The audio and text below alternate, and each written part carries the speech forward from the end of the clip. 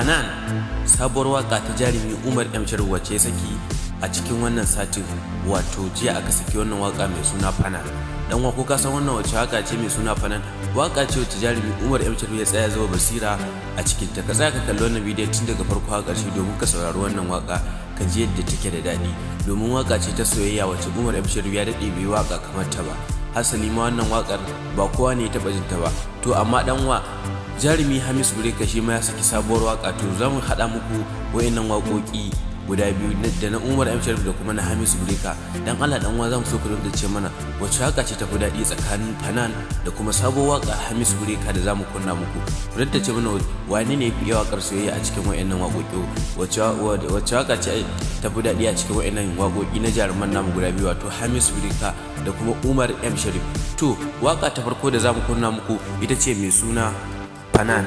Fanan waka ce ta jarumi Umar M Sharif. Gaskiya wakan nan dan Allah dan wa ka kalli bidiyon nan tun daga farko har ƙarshe domin ka san wannan wacce waka ce Fanan. To ga dai wakar kai tsaye, ga waka ta farko ta jarumi Umar M Sharif.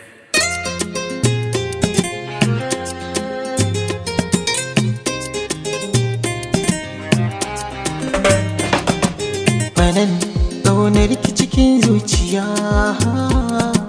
kiban soyayya na zo kiban. Ni Fanan farin cikin zuciya ta kai kaban, soyayya kai ne kaban. To dan wa wannan ita ce wakar Umar M Sharif wato mai suna Fanan. Dan Allah dan wa ko muna so mu ji ra'ayinku, ku rubuta mana a comment ra'ayin naku akan wannan waka mai suna Fanan. To ga waka ta bi ta jarumi Hamisu Breaker. Okay, tashi kun sai da kiɗa.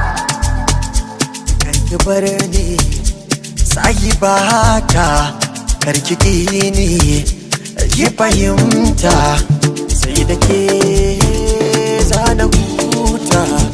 Zuciya ta ga ke ne ta lallabu, da aminci ki mai da ta yarda.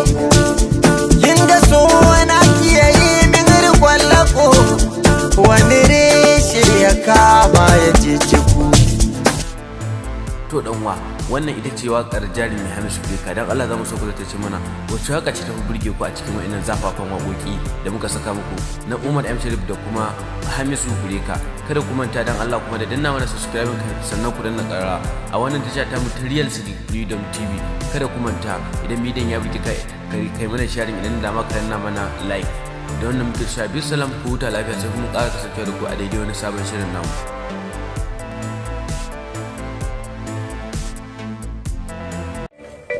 Ku danna subscribe Real City Freedom TV.